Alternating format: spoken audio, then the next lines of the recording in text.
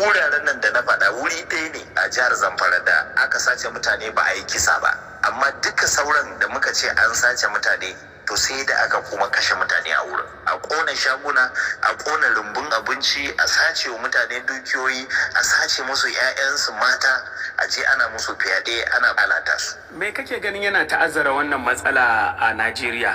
To wannan matsala tana da alaka da tabarbarewar tsaro, ba yau ba, ba jiya ba, ba bana ba, ba bara ba. Mun kwashe yanzu kusan shekaru 7 zuwa 8 ana cikin wani hali kamar na yaki, domin kullum sai an kashe mutane, kullum sai an sace mutane, kullum sai kaji abin takaici yana faruwa. Ya kamata hukumomi su tashi tsaye su yi maganin wannan matsalar, domin idan ba haka ba tun tana cin ƙauyuka da ƙananan garuruwa to za ta iya shigowa cikin birni kuma ta hana kowa sakewa. Ka ce ya kamata gwamnatoci su tashi tsaye, a shawarar ka me ya kamata su misali takamaimai? Gwamnati tana iyaka kokarin ta tabbas, to amma fa dole ne sai ta kara, dole ne a ƙara samo sabbin dabaru na maganin matsalar, dole ne a tashi tsaye wajen tabbatar da cewa duk wanda aka kama shari'a ta tabbatar yana da laifi a masa hukunci daidai da yadda doka ta tsara ba tare da bata lokaci ba. Sannan mutanen da suke tagayyara a ba su tallafi, a taimake su su koma gidajensu, su koma ƙauyukansu, rayuwarsu ta dawo. Malam Isa Sunusi kenan, daraktan kungiyar Amnesty International a Najeriya. To daga batun tsaro sai na siyasa a Najeriya. Bayan shafa lokaci ana tattaunawa, ƙarshe dai jigajigan jam'iyyar APC a jihar Bauchi sun yanke shawarar yin lale marhabin ga gwamnan jihar kuma shugaban kungiyar gwamnonin jam'iyyar PDP Bala Muhammad, wanda ake raɗe-raɗin zai koma jam'iyyar.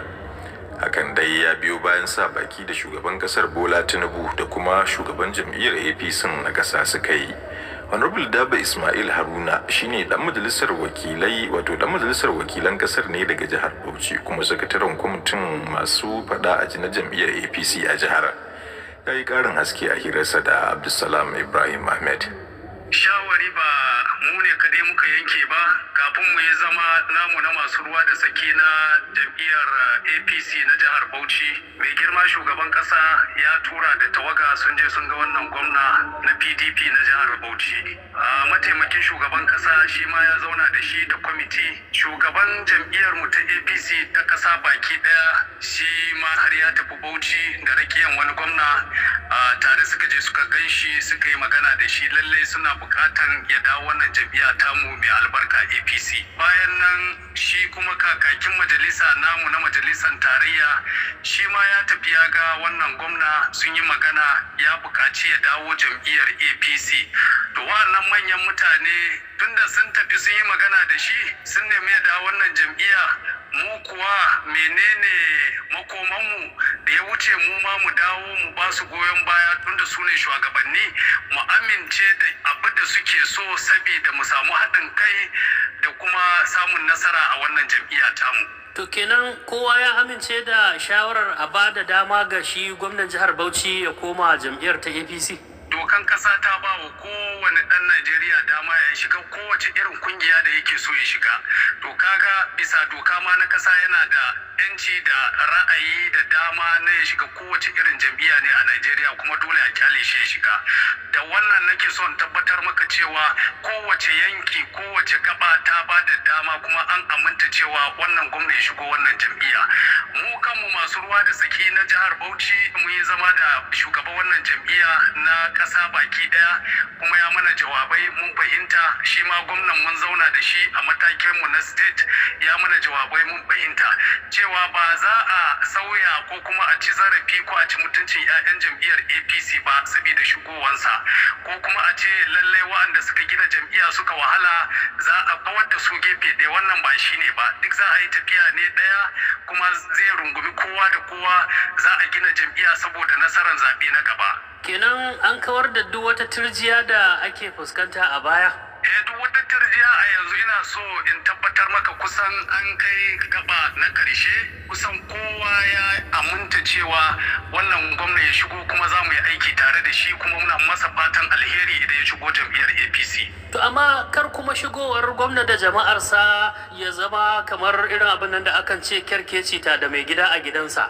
to duk wannan yana cikin abubuwa da ake tattauna da shi mai girma gwamna, kuma dama ba zai yiwu a ce gwamna ya shigo jam'iyya ba a zauna an dudduba irin wayannan abubuwa ba. Kuma daga zama da ake da shi da mu ma wanda muka yi tare da shi ya nuna yana neman haɗin kan kowa da kowa, kuma za a yi tafiya tare ne.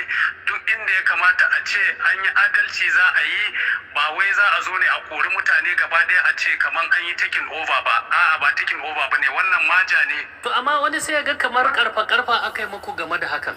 A'a, babu wani wanda ya mana karfa. Wannan abu an tuntube mu kuma ana kan tuntuba da mu. Duk wani abu da ake yi ana magana da mu daga sama, duk suna magana da mu. Shi yasa na ce maka har sun ba mu dama mu yi kwamiti wadda mu ma za mu zauna mu dudduba wayannan abubuwa, kuma su ma gefen su can za su yi kwamiti. Duk za a zauna a duba a gani me ya cancanta, me ya kamata a yi.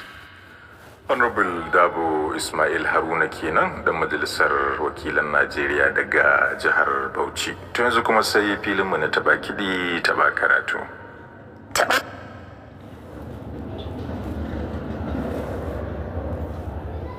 A yankin Rotterdam take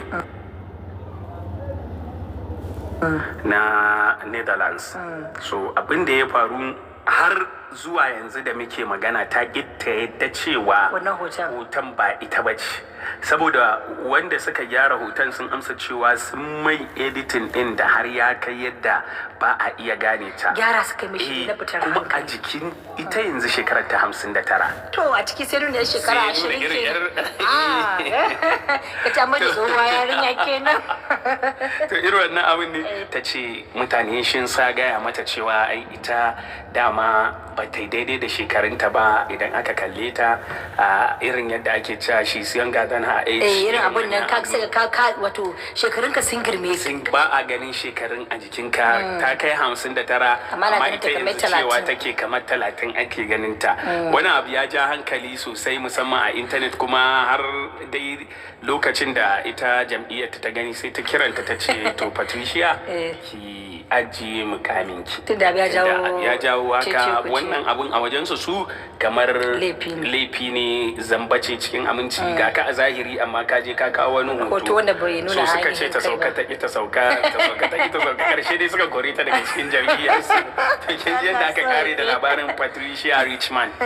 To Buhari, ni kuma labarin da nake tafa da shi shine labari ne da wata gasa ce ta kyau. Kasa na yin gasar kyau, amma ka san wanda wuce ta waye wannan? Wanda ta raƙuma ce. Raƙuma kuma? Ba gasa kyau ta raƙuma an gama, kuma yanci ita wannan gasa an fi yin ta irin kasashen